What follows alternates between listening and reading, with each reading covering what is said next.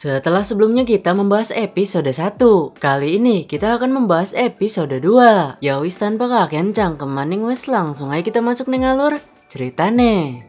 Episode 2 dibuka dengan memperlihatkan jalur Santa Fe pada tahun 1871 dan di jalur ini terdapat Billy serta ibunya juga termasuk Pak Kusir yang sedang bekerja dengan menunggangi kuda. Ada juga seorang Joy, tapi Joy ada di belakang, nggak kelihatan. Pasca meninggalnya sang suami, Pak Kusir mencoba menembak Kathleen tapi sayang Kathleen menolaknya. Mereka diterpa badai dan sebagai orang tua tentunya ibunya Kathleen di sini mencoba untuk melindungi anaknya dengan memeluknya. Di samping itu ada Pak Kusir yang sedang menatap tajam ke arah anunya ibunya Billy. Dan benar saja di malam harinya Pak Kusir memperkaos ibunya Billy. Billy yang melihat hal itu pun langsung mengambil senjata si Pak Kusir dan langsung menodongkannya. Get away from her! I wasn't doing anything to your mother. Come any closer. I'll shoot you. Dengan keberaniannya itu, Billy pun berhasil menghentikan perlakuan buruk Pak Kusir kepada ibunya. Singkat waktu, sampailah mereka di Santa Fe, New Mexico alias tempat tinggal baru bagi keluarga Billy.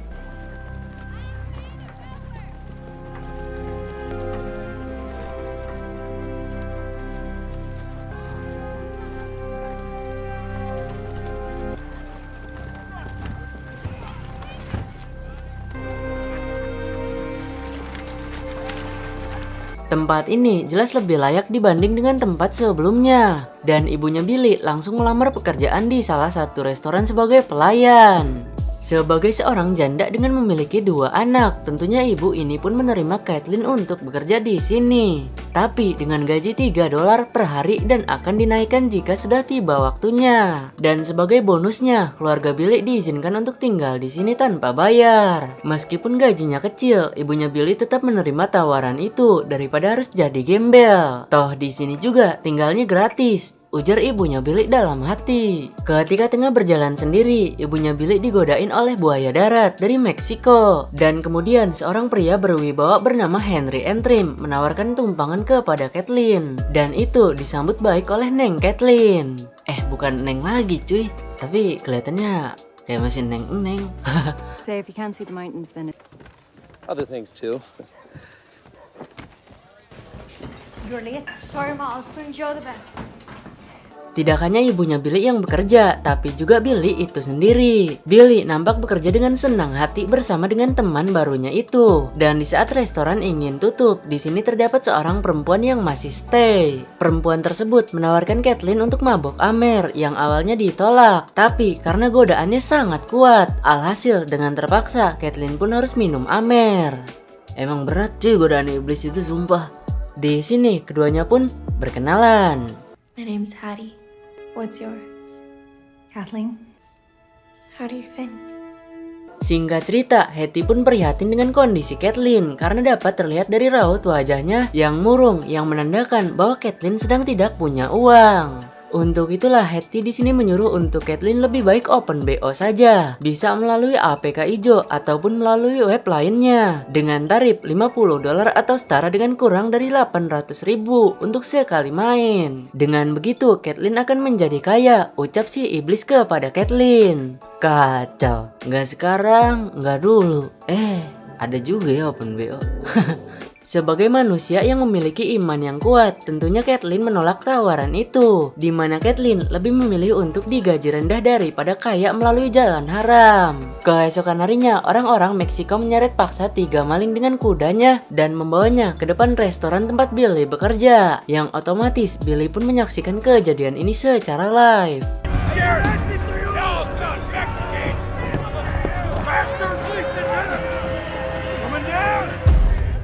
Maling-maling ini kemudian diikat secara ganas, lalu kemudian datang sheriff atau kepolisian setempat, di mana kedatangan sheriff bukan untuk melindungi para maling, melainkan untuk menegakkan keadilan, dan inilah yang terjadi.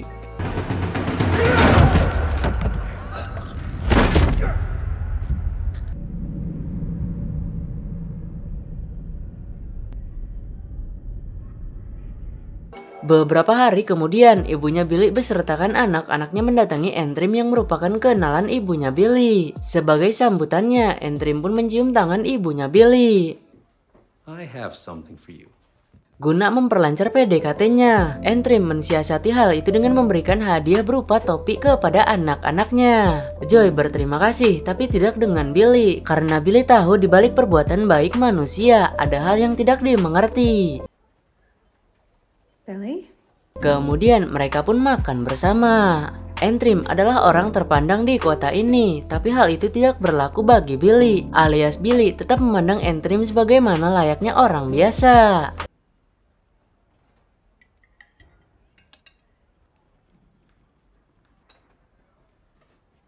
What is it, Billy? You unhappy? You helped kill those 3 Mexicans. And who made you the judge?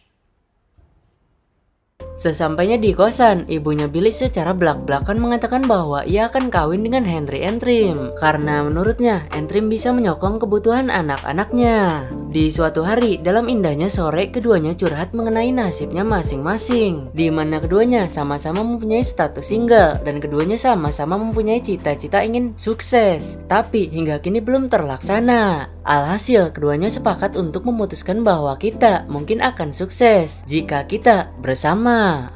Anjay, so sweet banget cok, maknanya dalam banget dah. Tapi biasanya so sweet ini akan berubah seiring waktu.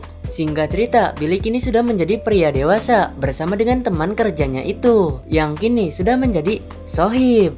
Billy serta sohibnya di sini bermain judi bersama demi menambah kekayaannya.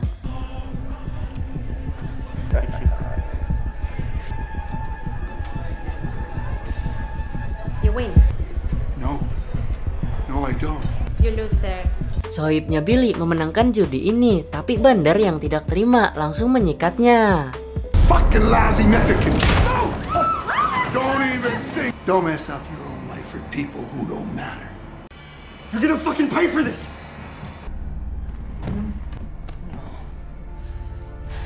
Billy tidak bisa berbuat banyak untuk saat ini selain hanya bisa meratapi kepergian sohibnya itu. Keesokan harinya, ketika Billy tengah merenungi nasibnya yang selalu sial, tidak lama datang ibunya Billy dan memperkenalkan Billy terhadap seorang jurnalis bernama S. Absen, atau akrab dipanggil Pak Absen. Pak Absen telah mendengar kasus kematian almarhum sohibnya Billy, dan Pak Absen mengatakan bahwa pelakunya tidak didakwa atas pembunuhan. Mendengar itu, Billy pun tentunya dibuat kesal, ditambah lagi setelah kedatangan si pelaku ke restoran ini. Don't sit there. No. You don't know what you're dealing with. Tapi Pak Absen menyuruh untuk Billy bersabar dan jangan bertindak agresif. Pak Absen menjelaskan bahwa pelakunya tidak akan dihukum karena pelakunya bekerja sama dengan hakim tersohor yang merupakan anggota Santa Firing. Santa Firing sendiri merupakan kelompok terkuat yang menjalankan sebagian besar aktivitas ilegal di barat. Jadi dapat disimpulkan bahwa emang benar, lu punya uang maka lu punya kuasa. Tugas Pak Absen selain sebagai jurnalis, Pak Absen juga ingin menghancurkan kelompok-kelompok jahat agar keadilan di dunia ini dapat ditegakkan. Di malam harinya, Billy belajar untuk meningkatkan akselerasinya atau kecepatannya.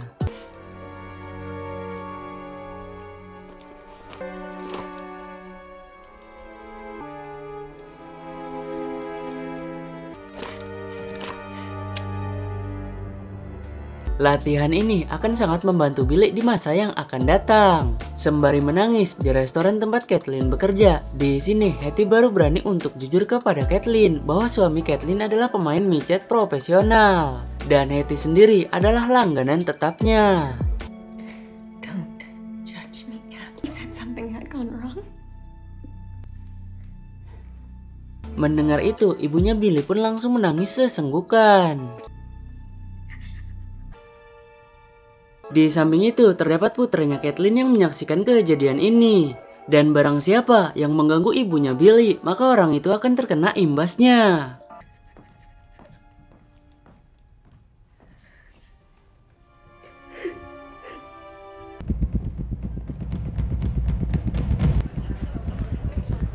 Tanpa pikir panjang, Billy pun langsung mendatangi rumah bordil atau tempat bermaksiat. Di salah satu kamar, Billy berhasil menemukan suami ibunya yang tengah berbuat maksiat dengan 2 wanita sekaligus. Antrim tidak panik ketika ia terciduk, karena menurutnya ibunya Billy berhutang budi kepadanya.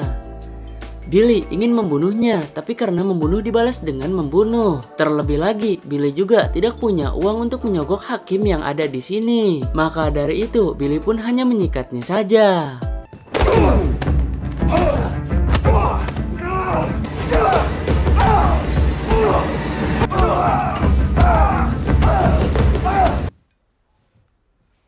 Ketika mereka tengah sarapan bertiga, setelah itu datang seorang Entrim dengan wajah yang bonyok pasca dibabat oleh Billy tadi malam. Entrim mengatakan bahwa ia telah mengalami kebangkrutan yang mengharuskan rumah ini untuk dijual. Dan Entrim ada tekad untuk merantau ke kota lain untuk mencari nafkah. What are we supposed to do? You have to get away from this place. And go where? I don't know. And exactly what kind of job can you do? Kemudian Entrim pun pergi dengan menendang bangku.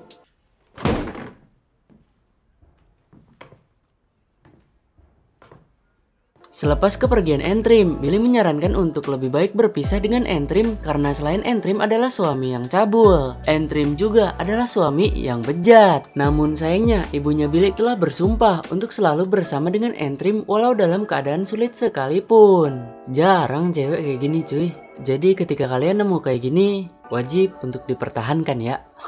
Mendengar itu, Billy pun tentunya sedih karena ibunya akan ikut dengan Entrim yang bisa saja Entrim akan memperlakukan ibunya Billy secara kasar tanpa sepengetahuan seorang Billy. Di hari yang sama, Billy menemui Pak Absen dan berbincang mengenai nasibnya yang miris itu. Billy mengatakan bahwa keluarganya harus pergi dari kota ini untuk mencari pekerjaan. Dan kebetulan Pak Absen pun ingin pergi dari kota ini karena sebuah ancaman. Dan Pak Absen menyarankan untuk lebih baik merantau ke Silver City karena kata orang di sana banyak lowongan kerja tanpa harus nyogok. Pak Absen yang baik itu mengatakan kepada Billy bahwa Billy tidak bisa selamanya menjadi penjudi togel. Dan Pak Absen menyarankan untuk lebih baik Billy ikut merantau dengan Entrim. Beberapa hari kemudian mereka pun berangkat dari kota ini menuju kota yang dimaksudkan oleh Bapak Absen.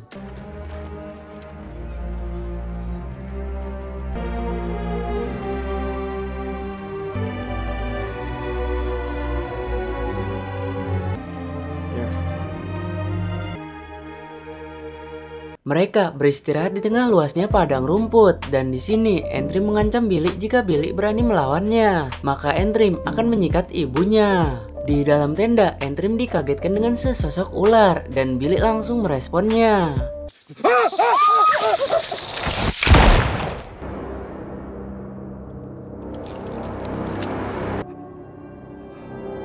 Melihat respon yang begitu cepat, fakta ini malahan membuat Entrim takut karena bisa jadi Billy yang akan membunuhnya sewaktu-waktu.